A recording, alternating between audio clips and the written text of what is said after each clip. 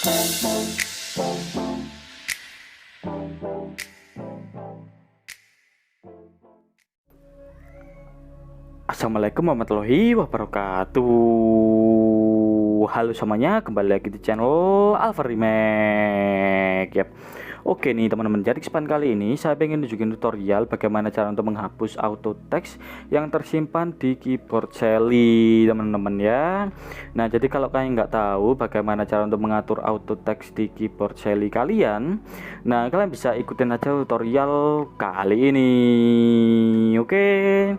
Nah, jadi caranya itu cukup simpel. Langkah pertama yang harus kalian lakukan adalah kalian buka dulu di sini aplikasi Selly-nya. Nah, kalian tungguin teman-teman ya. Kalau kalian sudah masuk ke tampilan awal atau tampilan utama dari keyboard Selly kalian atau aplikasi Selly kalian, kalian tinggal masuk aja ke bagian pojok kiri atas.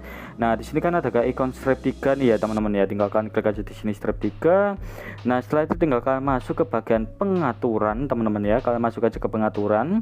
Nah, setelah itu tinggal kalian masuk ke bagian template pesan, ini ada auto text, tinggal kalian pilih aja di sini auto text.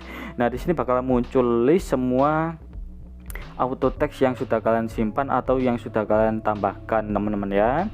Nah, di sini kan ada tulisan tambah auto text. Nah, ini kalau kalian pengen menambahkan.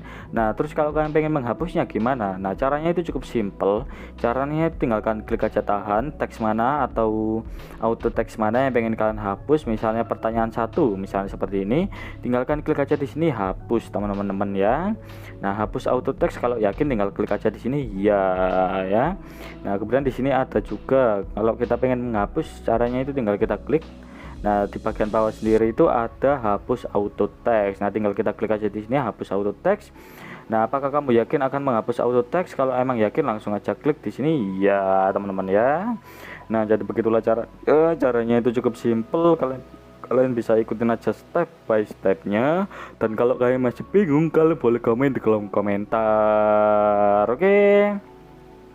Oke teman-teman, gitu aja tutorial kali ini. Semoga tutorial kali ini bermanfaat. Dan seperti biasa nih teman-teman ya, jangan lupa like, comment, dan subscribe. Bye, see you on next video.